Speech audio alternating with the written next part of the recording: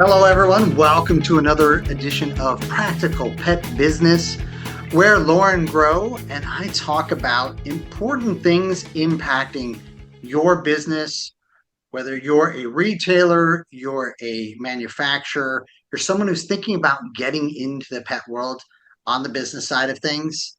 There's a lot to take under consideration. And Lauren, today we're going to talk about something that I think you and I get really overloaded with, which is I need to expand. I've got to make changes. I've got to. And totally understand it.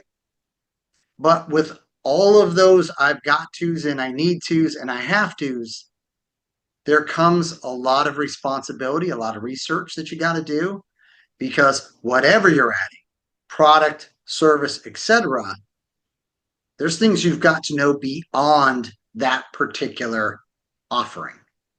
What are some of those things? Because I know you have experienced that and I've experienced it as well. Yeah, I love adding services. I think that creates foot traffic. And the more foot traffic, the better chance you have of increasing sales and increasing your customer base and, having bleed over from one uh thing to another.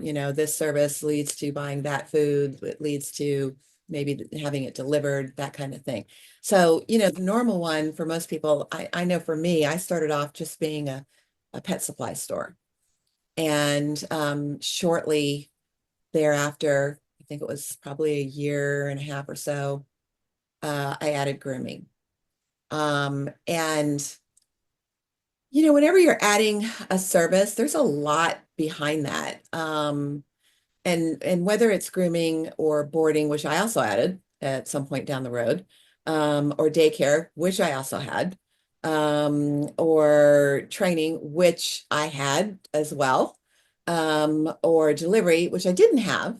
But all of those things come with their own things that you have to consider. So, for example, it isn't just I need to find somebody to do this.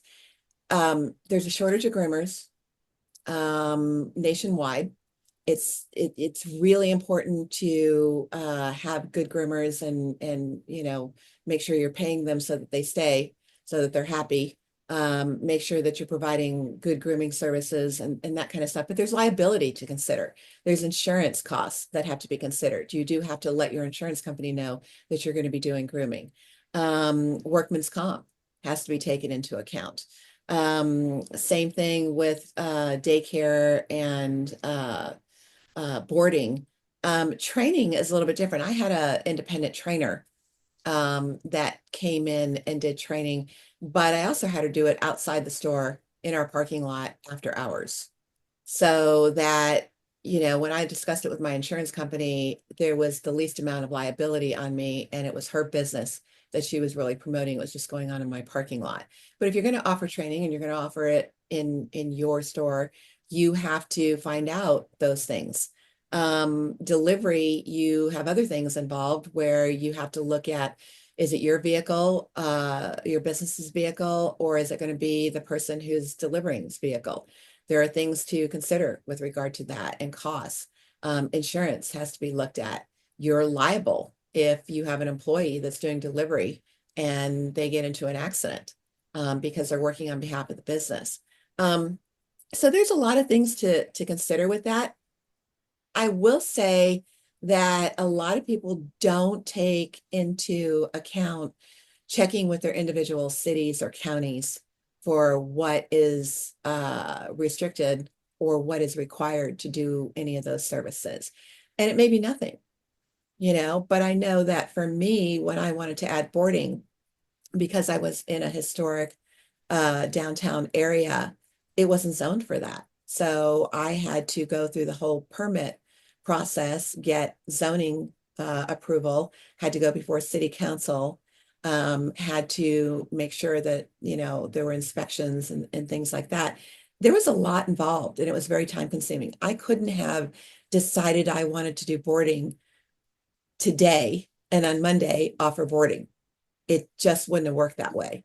And you might get away with it for a short time, but if you want to advertise and you want to get the word out, you're gonna come up against that. So it's better to do it ahead of time. Not to mention your competition will definitely tell on you, because they want to stop that if they can. And that's what happened to me. They weren't able to stop it because I was already going through all the appropriate channels, but it was, a factor that I had to deal with. So there's a lot involved. Services are great, but it's just not a snap your fingers and add it to your list of offerings. Yeah, and it's interesting because I was going to jump in there. Um, Knew someone who really thought they had a great handle, great relationships on, the city council and all the rest of that. Added something, not thinking there would be any kind of restrictions whatsoever, only to find out, and oh my goodness, the world of hurt that that caused. Because not only had they had this big marketing campaign and all the rest of it, launch, etc., and then all of a sudden had to stop. And so to have to explain that after they already were out there with the news, just really was a huge disappointment and an honest miss for them. Um, so yeah, just such great advice there, Laura. You got to be looking into all those rules, all those regulations. And then also too on the side, the factor is do you have the insurance for it? We talk about the personnel. It's hard to find sometimes, oh, we've got a shortage of this, we've got a shortage of that. But is it even covered? Is it in some cases, I know I've had some manufacturers who have had to reprint products and labels because they were shipping products into municipalities or states where there were certain requirements. And so as these stores were calling, there was the wrong assumption that their products certainly wouldn't end up in these folks' stores that shouldn't be selling it. It didn't just affect the stores, it affected those manufacturers as well and caused a lot of problems for them. So it really is something where you've got to be on top of all that. And like I'm very much like you. I love to see the expansion. It lets your people know you are continuing to look for quality solutions for the things that impact them and their pets. So that's a tremendous positive. The downside is if you don't do all the research, you don't do all the work ahead of time, you can harm yourself. It's one thing not to have some sales from it. We try things, some things really embraced by the public, others aren't. But when you miss because of a rule, a regulation, a law, etc., and you've got to stop, you also hurt your credibility. And that's Yeah. something that you could control and you could get out in front of. And so to me, I really tell a lot of folks when they say, I'm thinking about this, I'm excited for you. Have you done all the research on, oh, yeah, yeah, no, I know all about it. And then no, let me finish my sentence. Have you done all the rules and research on, can you have that at your location? Are you insured for it? Mhm. Are you able to, get this, store it the way it's required to be? So all of these different things. Yeah, I think so. Which a lot of times will tell me, oh, I just hit a nerve on something that I Right. just, and there's nothing wrong Think with that. about the cost. Think Yeah. about the cost though. If I Oh, had not gone through the proper channels and had just decided to start building out a boarding yeah, facility just to find out, oh, you're not permitted for that. I right. mean, my gosh, that's a lot of overhead, or to decide that you're going to put in all your grooming equipment and everything, and then to find out that that city doesn't allow for that because of the water that it generates, and that sort of thing. It's so much better to just do that work to start with. I know we want Right. to rush to the what a great idea, Right. and rush to the execution, but without going through the proper channels, it's costly. And to your point, the Yeah. credibility issue is a big deal. And I think the thing about it too is that there is a reality of there's no shortage of great ideas, but great ideas without great execution. do not generally generate great results. And that's the part of it that I would just say, like, let's make sure we're doing that legwork ahead of time, like you said. The other thing too is, which has surprised me sometimes, where I'll say, "Have you previewed any of this for some of your best customers?" Mhm. And it doesn't matter if you're a manufacturer or you're a store or any of it. It's yeah, well, yeah, no, I hear them talking about it. I hear them. No, no, no. Have you previewed it as you're going to get into this? Because Mhm. there are things that even I'll be like, oh my gosh, hey, I called you and I was like, I want to do hyperbaric chambers in my backyard, and we're bringing horse. And you were like, yeah, that's a interesting idea, Rob. And then you talked me off that cliff. I still love it though, but I cannot do it where I currently live, even though I've got an acre. So that being said, um, there's no shortage of great ideas. That, but do your customers really want that? Because there are a lot of great ideas where you don't have to generate and create their interest. They already have an interest. Right. And so, and I love this brings up an interesting thing. I just had this conversation with someone um, that I think we both know.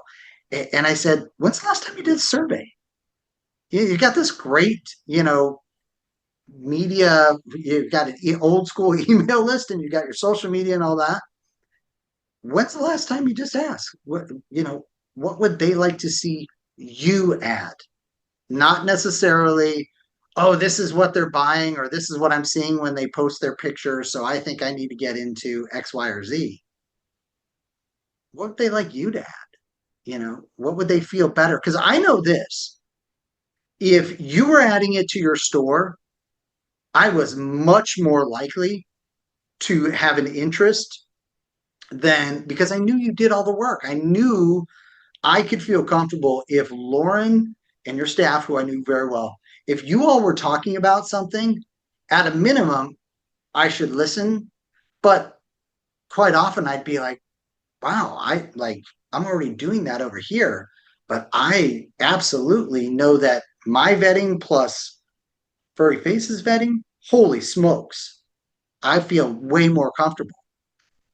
Except maybe in the hyperbaric chambers, but I'll leave it there. Well, So, the other thing too that I think, because I with what I do now with my consulting business and I talk to retailers, it's really interesting how many of them don't do their homework on who else does that in their area and how do they do it, because everybody has to your point about the ideas of great ideas with not necessarily great execution. There's been a lot of the same idea by a lot of people.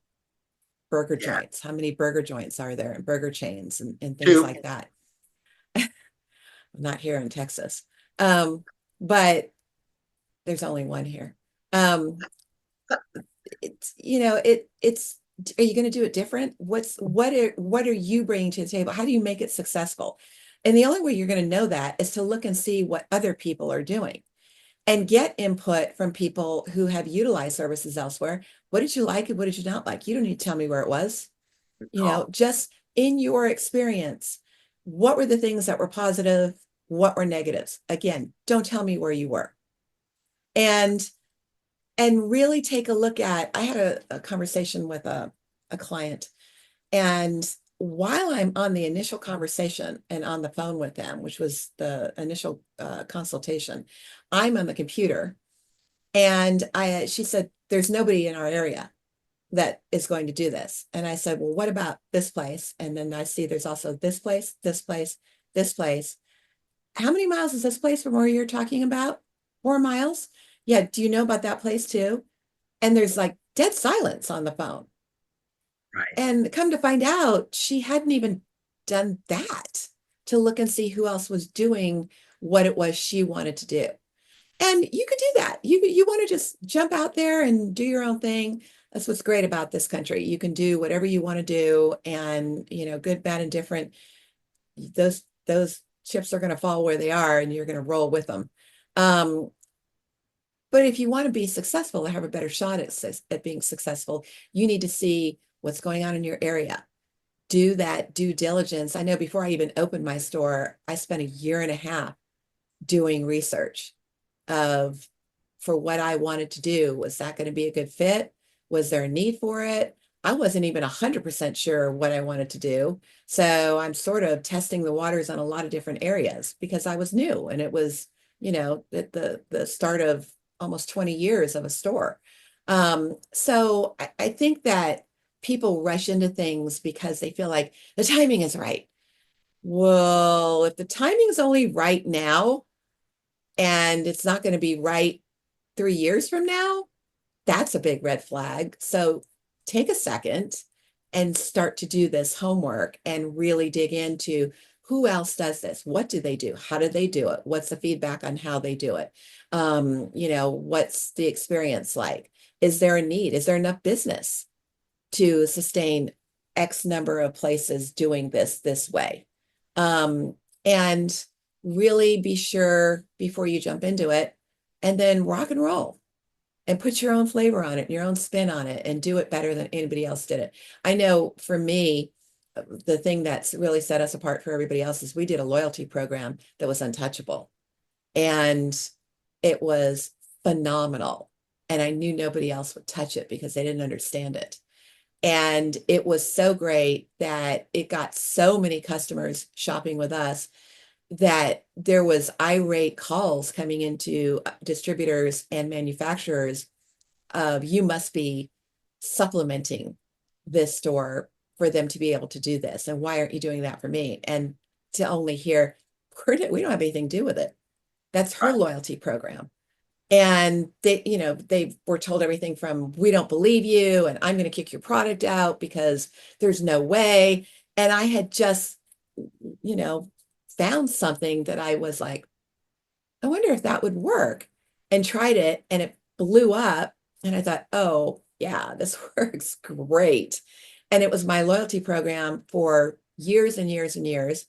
And the people who bought my store continued with that loyalty program because they got it.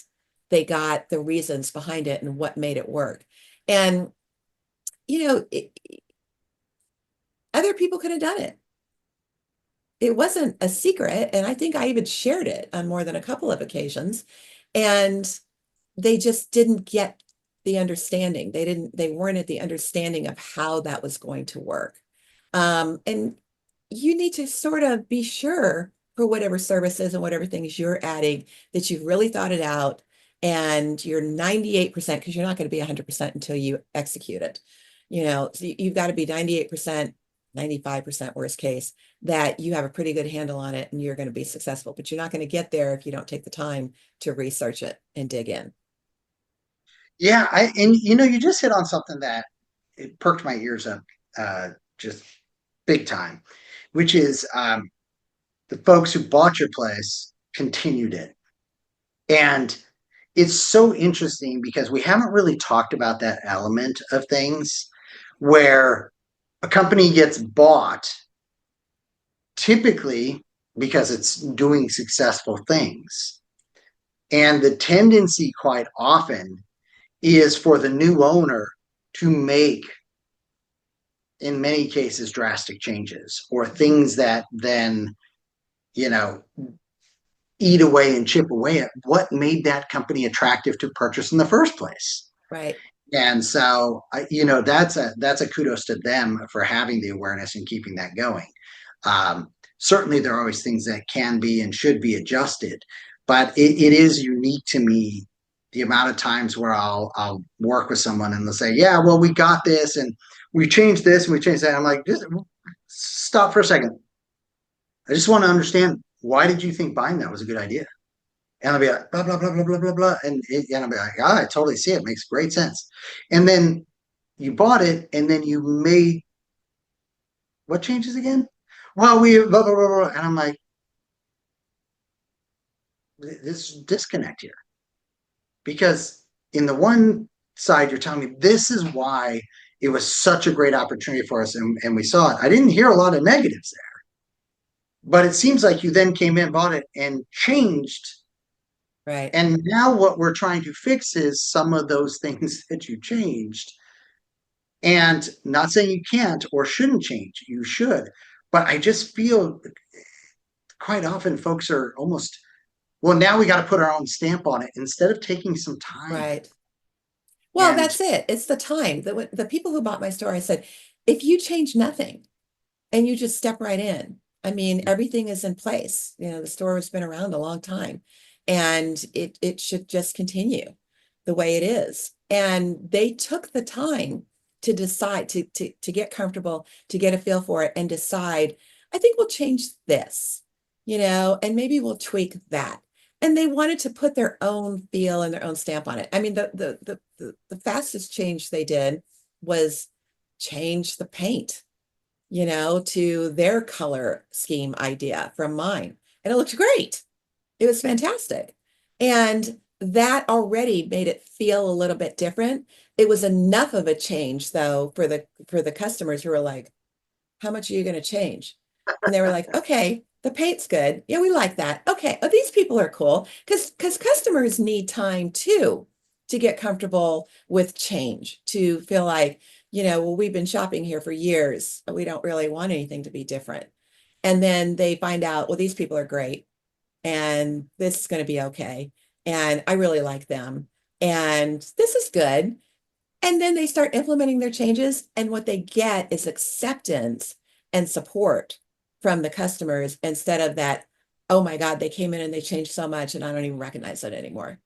I have to find a new place to yeah, shop.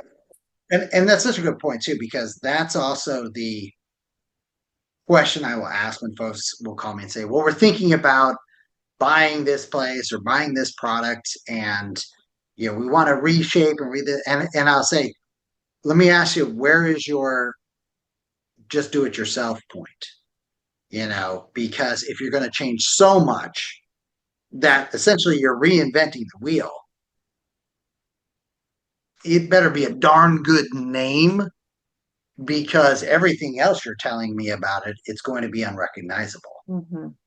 And so why not put that same time, effort, resource, etc., into just creating your own version rather than trying to tear down what was built, Right. So I love that. Well, I I've love had it. a couple of stores locally here in Texas that were offered to me, and I was like, no, because if I was going to do this here, I know how to do this. I Right. wouldn't walk into something existing. I'd start fresh from the Sure. ground up because I already know what I would want to do.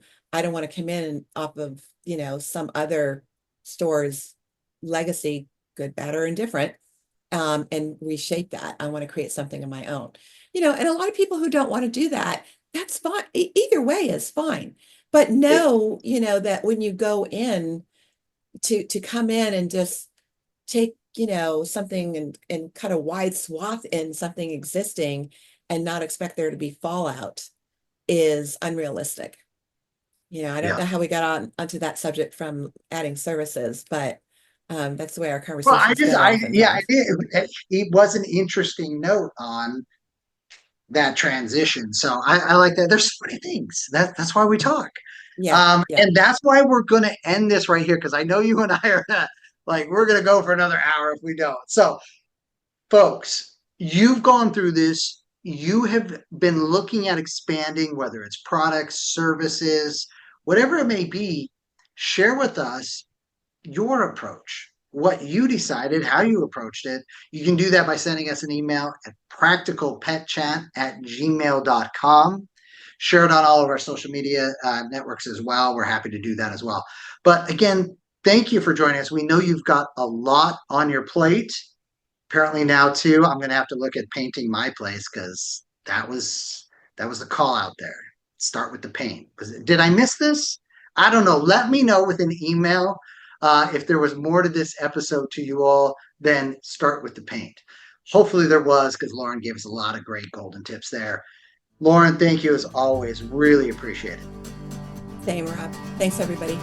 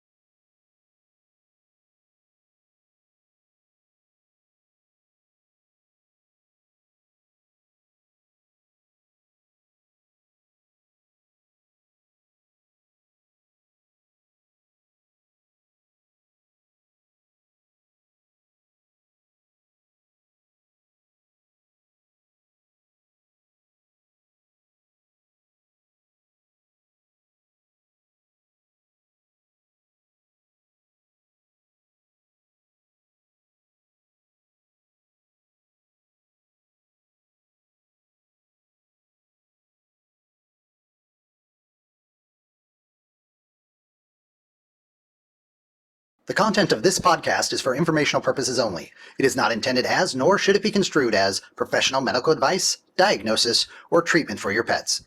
Always seek the advice of a qualified veterinarian with any questions you may have regarding your pet's health or medical condition. Never disregard professional veterinary advice or delay in seeking it because of something you have heard on this podcast. The hosts and the guests of this podcast are not liable for any actions taken based on the information shared during these episodes.